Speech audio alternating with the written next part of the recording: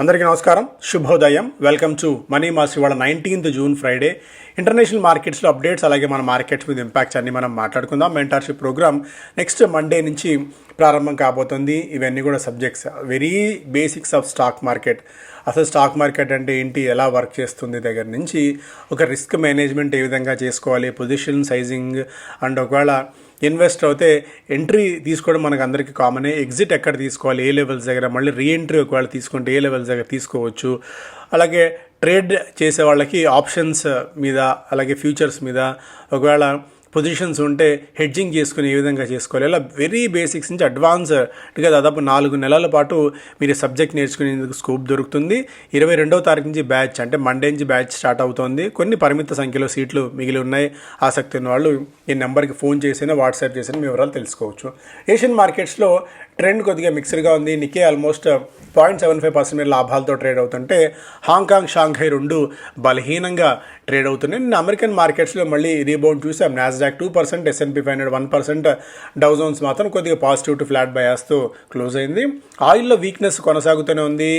$78-79 దగ్గర బ్రెంట్ ఉంది. ఎందుకంటే JD Vance, US vice president, ఆయన ఒక ప్రకటన చేశారు. దాదాపు 12 మిలియన్ బ్యారెల్స్ ఆఫ్ క్రూడ్ బయటికి వెళ్ళింది స్ట్రైట్ ఆఫ్ హర్మూజ్ నుంచి అని. దీంతో సప్లై ఇష్యూస్, ఒక్కసారిగా సప్లై పెరగడం, అండ్ దీనికి తోడు స్ట్రైట్ ఆఫ్ హర్మూజ్లో దాదాపుగా అంశాలన్నీ కూడా ఈజ్ డౌన్ అయ్యాయి అన్న ఒక వార్తల నేపథ్యంలో క్రూడ్లో వీక్నెస్ అయితే కనిపించింది. అయితే ట్రంప్ మాత్రం ఏకపక్షంగా చేస్తున్న ప్రకటనలు ఎంతకాలం పాటు దీన్ని తాత్కాలికంగా ఇది ఊరట లభిస్తుందా, నిజంగా పూర్తిగా సాగిలబడిందా లేదా అన్నది తెలియదు ఇంకా. ఎందుకంటే Trump claims Iran deal is unconditional surrender, అంటే ఇక పూర్తిగా ఎలాంటి భేషజాలు లేకుండా ఇక సాగిలపడటం లాన్ని పూర్తిగా మోకరిల్లడం లాంటిది unconditional surrender. Says his power has no limits, అసలు తన పవర్స్కి ఇక పరిమితులు అనేవి లేవు అన్నట్టుగా కూడా ఆయన చేసిన వ్యాఖ్యలు.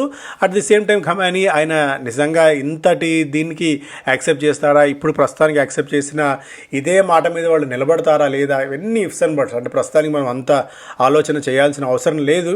ఇప్పటికెప్పుడు మనం దీనికి తగ్గట్టు ప్లాన్ చేసుకుందాం మన ప్యాటర్న్స్ని. గోల్డ్లో ఎందుకంటే నిన్న అనూహ్యంగా పెరిగిన, మొన్న 2-3 డేస్ అనూహ్యంగా పెరిగిన గోల్డ్లో కొద్దిగా ప్రాఫిట్ బుకింగ్ అయితే వచ్చింది. 3-4% మేర గోల్డ్, అలాగే సిల్వర్ కూడా 7-8% దాకా పడింది. $70 పైన ఉన్న సిల్వర్ $65కి, అలాగే $4,350 దాకా ఉన్న గోల్డ్ 4,200 లెవెల్స్ దగ్గరికి వచ్చింది. మేబీ ఈ లెవెల్స్ దగ్గర గోల్డ్ అండ్ సిల్వర్ ఒక మంచి ఆపర్చునిటీ కూడా అయ్యేటుంది మనకి. ఒకటి ఎందుకంటే ఇక్కడ రూపీ తగ్గింది, అండ్ ఇంటర్నేషనల్ మార్కెట్లో గోల్డ్ కూడా తగ్గింది. రెండు మనకు ఒక పాజిటివ్ అంశాలుగా ఉన్న ఈ పాయింట్ ఆఫ్ టైంలో. సో అందువల్ల ఏదైనా ఆపర్చునిటీ ఉంటే బెటర్ పిక్ చేసుకోవచ్చు. క్రిప్టో కరెన్సీస్ కూడా కొద్దిగా ప్రాఫిట్ బుకింగ్ సినారీ అయితే మనం చూస్తున్నాం.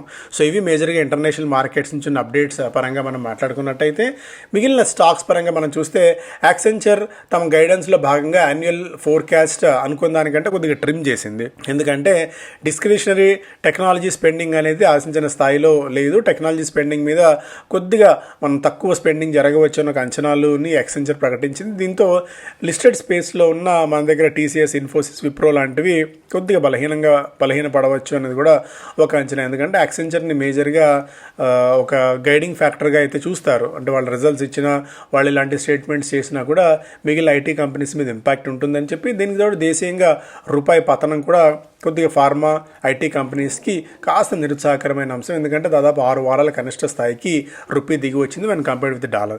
రిలయన్స్ ఇండస్ట్రీస్ ఇవాళ ఏజీఎం ఉంది. సో ఏజీఎంలో ఎలాంటి ప్రకటనలు చేస్తారని చెప్పి మార్కెట్ అవాయిడ్ చేస్తున్న తరుణంలో, సో మండే మన దీనికి సంబంధించిన ఒక అప్డేట్ రావచ్చు. అంటే మండే దీనికి సంబంధించిన ప్రకటనల ఆధారంగా స్టాక్లో మొమెంట్ మనం చూడవచ్చు. వారి రెన్యూవల్ ఎనర్జీ 50% మేర వాటా అసోసియేట్ పవర్ స్ట్రక్చర్స్లో కొనుగోలు చేసింది $1225 కోట్ల రూపాయలకి. హెచ్డిఎఫ్సి బ్యాంక్ మరొక 3 నెలల పాటు మధ్యంతర తాత్కాలిక చైర్మన్ కేకే మిస్త్రీ గారి పదవీ కాలాన్ని పొడిగించింది. HPCL said its joint venture refinery in Rajasthan has restarted crude distillation unit. అక్కడ వాళ్ళు స్టార్ట్ చేశారు. మళ్ళీ టాటా మోటార్స్ కమర్షియల్ వెహికల్స్ని 2.5% మేర ధరలు పెంచింది జూలై 1వ తారీఖు నుంచి. మిగిలిన స్టాక్స్ పరంగా ఆధార్ హౌసింగ్ ఫైనాన్స్ 25,000 ఎన్సీడీలు జారీ చేసింది. 250 కోట్ల రూపాయల వరకు ప్రైవేట్ ప్లేస్మెంట్ ద్వారా నిధులు సమీకరిస్తోంది. Wipro multi year ALA transformation data centre migration డీల్ని కుదుర్చుకుంది మెట్రో ఏజీతో. అండ్ బాష్ ఆల్రెడీ మనం మాట్లాడుకున్నాం. డైమండ్ పవర్ కూడా 2,000 కోట్ల రూపాయలు సమీకరించబోతోంది. కిర్లోస్కర్ న్యూమాటిక్ ఫైనల్ డివిడెంట్ని కోసం జూలై 3వ తారీఖు రికార్డ్ డేట్గా ఫిక్స్ చేసింది. డామ్స్ ఇండస్ట్రీస్లో ఫిలా 7% మేర వాటా విక్రయించింది. 2,200 రూపాయల చొప్పున ఒక్కొక్క షేర్కి 935 crores వర్త్ ఆఫ్ స్టాక్స్ని విక్రయించింది. Imagica world the company temporarily shuts Raigad water park. Water shortage నేపథ్యంలో వాటర్ పార్క్ని వాళ్ళు షట్ చేశారు తాత్కాలికంగా. Amber enterprises pact with Oppo India to produce Oppo, OnePlus and Realme smart ఫోన్స్ని ఇండియాలో తయారు చేసేందుకు యాంబర్ ఎంటర్ప్రైజెస్తో ఈ 3 కంపెనీస్ ఒప్పందం కుదుర్చుకున్నాయి. సో గిఫ్ట్ నిఫ్టీ చూస్తే కొద్దిగా పాజిటివ్గా అయితే కనిపిస్తుంది. ఎందుకంటే మనకి క్రూడ్ ఒకటి బాగా తగ్గుతూ ఉండడం, బిలో $80 ఉండడం, అండ్ ఇంకా క్రూడ్ మరింతగా తగ్గే అవకాశం కూడా ఉంది. కాబట్టి మనకు తాత్కాలికంగా ఇది ఊరటనిచ్చే అంశం రూపీ నిలదొక్కుంది. అండ్ దీనికి తోడు ఒక మేజర్ అప్డేట్ కూడా ఉంది నెట్ డైరెక్ట్ ట్యాక్సెస్లో, డైరెక్ట్ ట్యాక్సెస్ విషయంలో. అవి కూడా మనం మాట్లాడుకుందాం. ఫారిన్ పోర్ట్ఫోలియో ఇన్వెస్టర్స్ బయ్యర్స్గా ఉన్నారు. యాజ్ ఆఫ్ నో అయితే 1,025 కోట్ల రూపాయల వర్త్ ఆఫ్ స్టాక్స్ని వాళ్ళు బై చేశారు. డొమెస్టిక్ ఇన్స్టిట్యూషన్ ఇన్వెస్టర్స్ 3,500 కోట్ల రూపాయల వర్త్ ఆఫ్ స్టాక్స్ని బై చేశారు. బీఎస్సీ గురించి ఉంది. బీఎస్సీ గురించి మనం మాట్లాడుకునే ముందు, despite west Asia crisis net direct tax mop up gross 15%. ఇది అసలు ఆశ్చర్యంగా ఒక క్యూరియస్ కేస్గా దీన్ని మనం చూడవచ్చు. 5.2 లక్షల కోట్ల రూపాయల మేర నెట్ డైరెక్ట్ ట్యాక్సెస్ పెరిగాయి. ఈ నెంబర్ పక్కన పెడితే 15%. అంటే ఇంతటి క్రైసిస్లో కూడా మనం ట్యాక్సెస్ విషయంలో కార్పొరేట్ కంపెనీస్ 15% మేర లాభాలని, అడ్వాన్స్ ట్యాక్సెస్ని ఎక్కువ కట్టాయి. అంటే ప్రాఫిట్స్ని ఈసారి ఎక్కువగా చూపించవచ్చు అనేది ఒక అంచనా. అంటే ఇంతటి కష్టకాలంలో కూడా 15% మేర గ్రోత్ని మనం కనబరచగలిగాము అంటే నిజంగా వరల్డ్లో కూడా ఏ కంట్రీ కూడా ఇంతటి గ్రోత్ని కనబరిచి ఉండకపోవచ్చు. బట్ మనం ఆ స్థాయిలో ఉన్నాం. సో కొద్దిగా ఇలాంటి నెంబర్స్ వచ్చినప్పుడే అవుట్ అని చెప్పలేం, కానీ బట్ ఎలా పాసిబుల్ అవుతుంది అంటే మనకు తెలియని అండర్ కరెంట్ ఏదన్నా మేజర్ జరుగుతుందా, మనకు తెలియని డేటా పాయింట్ ఎక్కడన్నా మనం మిస్ అవుతున్నామా, నిజంగా ఏం జరుగుతుంది వరల్డ్, అసలు ప్రపంచం అంతా ఇప్పుడు మింట్ కానీ, ఎకనామిక్ టైమ్స్ కానీ, బిజినెస్ స్టాండర్డ్ కానీ, ఆర్ఎల్స్ గవర్నమెంట్ అయినా సరే ఈ నెంబర్స్ని ముందు ఎందుకు మిస్ చేస్తోంది, ఎందుకు మనం తెలుసుకోలేకపోతున్నాం అనేది కొద్దిగా ఆశ్చర్యంగా అయితే కనిపిస్తుంది. బట్ ఇచ్చిన నెంబర్స్ని మనం ట్రస్ట్ చేయక తప్పదు. కాబట్టి ఇక బీఎస్సీ పాయింట్ ఆఫ్ వ్యూలో ఎన్ఎస్సీ ఐపీఓ వస్తుంది కాబట్టి బీఎస్సీ ఇప్పటికే ఓవర్ వాల్యూడ్ ఉంది. మేబీ ప్రాఫిట్ బుకింగ్ రావచ్చు అనేది కూడా గట్టిగా అనుకుంటున్న అంశం. ఎందుకంటే ఎన్ఎస్సీ చీపర్ వాల్యుయేషన్స్తో వస్తుంది వెన్ కంపేర్డ్ విత్ బీఎస్సీ. బీఎస్సీకి మనం ఫార్వర్డ్ ప్రీమియం ఎందుకు ఇచ్చాము అంటే బీఎస్సీ ఆప్షన్స్, ఫ్యూచర్స్ అండ్ ఆప్షన్స్లో తన పట్టు నిలుపుకుంటోంది. మెల్లిమెల్లిగా అక్కడ తన బిజినెస్ని పెంచుకునే ప్రయత్నం చేస్తుంది. కాబట్టి ఎన్ఎస్సీకి గట్టి పోటీ కనుక ఇచ్చినట్టయితే ఈ డెరివేటివ్ సెగ్మెంట్లో బీఎస్సీకి ఆపర్చునిటీ ఉంది. కాబట్టి ఆ అంచనాతో బీఎస్సీకి మనం గట్టి ప్రీమియం ఇస్తున్నాం. ఇప్పుడు ఎన్ఎస్సీ కూడా ఐపీఓకి వచ్చింది. ఇన్ని రోజులు ఏంటంటే లెవెల్ ప్లేయింగ్ ఫీల్డ్, వాళ్ళకి పీర్ కంపారిజన్ ఎవరు లేదు లిస్టెడ్ స్పేస్లో. కాబట్టి బీఎస్సీ అలా అవుతూ వస్తుంది. ఇప్పుడు ఎన్ఎస్సీ కూడా వస్తుంది. అండ్ ఎన్ఎస్సీ ఏంటంటే బీఎస్సీ కంటే చాలా తక్కువ వాల్యుయేషన్స్లో మార్కెట్లోకి వస్తుంది, పెద్ద ఇష్యూ కూడా కాబట్టి. సో అందువల్ల బీఎస్సీలో కరెక్షన్ రావచ్చు గట్టిగా అనేది majority of the street expect చేస్తున్న అంశం. ఒకవేళ అలా కనుక వచ్చినట్టయితే 10, 15, 20% కరెక్షన్ జరిగినా కూడా ఒక మంచి ఆపర్చునిటీ అవుతుంది అనేది ఈయన చెప్తున్న మాట.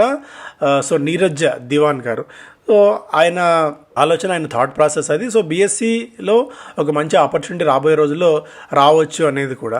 సో అందువల్ల ఏదైనా కరెక్షన్స్ వస్తే బీఎస్సీని కూడా మనం కన్సిడర్ చేయొచ్చు. పూర్తిగా కొట్టిపారేయకుండా పూర్తి ఎన్ఎస్సీ మీద డిపెండ్ అవ్వాల్సిన అవసరం లేదు అన్నది కూడా ఒక ఆలోచనగా ఇక్కడ మనం చేయవచ్చు. సో దాన్ని కూడా రాడార్లో పెట్టుకోండి. And economic times, USDL gets oil flowing even as China flex muscle. Khemani says he had different view on deal, Trump stresses ceasefire. So ఇక దీని గురించి ఎంత తక్కువ మాట్లాడుకుంటే అంత మంచిది. Foreign whisky sales slow for second straight year.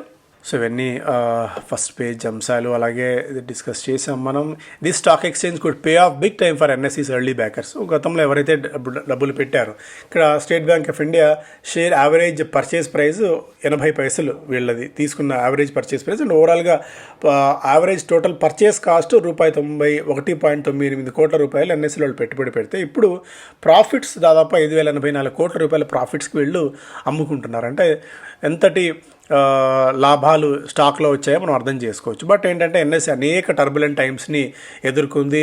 LIC ఈసారి ఏంటంటే స్టాక్ని వీళ్ళు విక్రయించట్లేదు, నాన్ సెల్లింగ్గా ఉన్నారు. ఇప్పుడు వచ్చేదంతా కూడా ఆఫర్ ఫర్ సేల్. కంపెనీకి డబ్బులు రావట్లేదు, ఎవరైతే గతంలో ఇన్వెస్ట్ చేశారో వాళ్ళకి మాత్రమే డబ్బులు వెళ్తున్న సంగతి మనకు తెలుసు. ఆఫర్ ఫర్ సేల్ ఇది పూర్తిగా.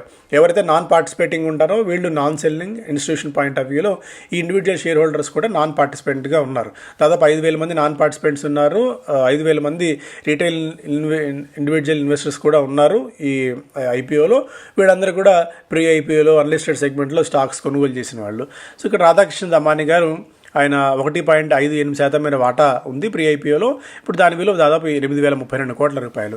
ఎల్ఐసికి దాదాపు 11% మేర వాటా ఉంది. ఇప్పుడు దాని విలువ 54,000 కోట్ల రూపాయలు. సో ఎల్ఐసి, ఎస్బీఐ మంచిగా డబ్బులు సొమ్ము చేసుకుంటున్నాయనేది కూడా దీన్ని బట్టి మనం ఇక్కడ అర్థం చేసుకోవచ్చు. Stock holding corporation of India నిన్న చూసాం, ఐఎఫ్సి లాంటి స్టాక్స్లో వీక్నెస్ మనకు కనిపించింది. India is 33% additional petroleum storage as ONGC plans $1.6 billion facility. నిన్న కూడా మనం మాట్లాడుకున్నాం. స్ట్రాటజిక్ పెట్రోలియం రిజర్వ్స్ని మరింతగా పెంచుకోవడానికి ప్రభుత్వం ప్రయత్నాలు చేస్తోంది ఇలాంటి క్రైసిస్ నేపథ్యంలో అని చెప్పి.